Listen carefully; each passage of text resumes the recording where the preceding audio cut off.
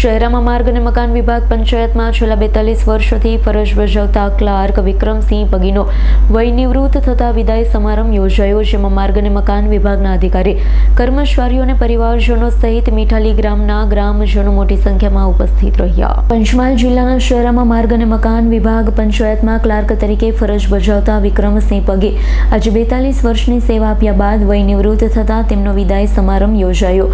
ઉપસ્થિત સૌએ વય નિવૃત્ત થનાર વિક્રમસિંહ પગીને શાલ ઓઢાડી પુષ્પગુચ્છ અને મોમેન્ટો આપી તેમની કામગીરીને બિરદાવી ભાવભીની વિદાય આપી હતી. નિવૃત્તિ બાદનું જીવન પરિવાર સાથે આનંદથી પસાર કરવા માટે સૌએ શુભકામનાઓ પાઠવી.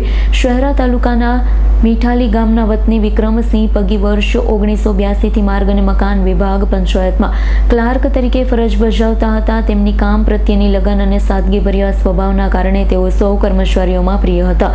કાર્યક્રમમાં માર્ગ અને મકાન વિભાગ પંચાયતના અધિકારી, કર્મચારી, પરિવારજનો અને મીઠાલી ગામના આગેવાન ગ્રામજનો મોટી સંખ્યામાં ઉપસ્થિત રહ્યા હતા.